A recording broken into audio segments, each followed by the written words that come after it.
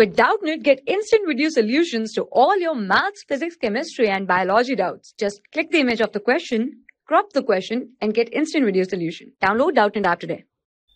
Hello everyone. So the question is, the center of mass of a system of particle is at origin.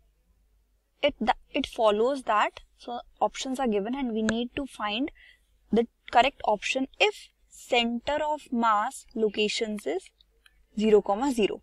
Okay. Now option 1, the number of particles to the right of the origin is equal to the number of particles to the left. So now we know center of mass. For center of mass, it is related to mass and not to number. Sorry. It is related to mass but not related to number.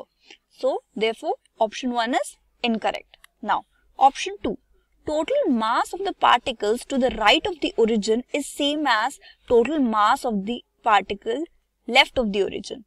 Okay, this condition only specify that center of mass is located at y-axis. It does not show that center of mass is located at origin. Okay, this statement is incomplete.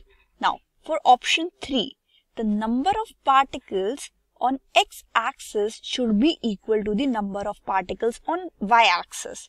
Now again, number is not related to mass, number is not related to center of mass, therefore option 3 is also invalid.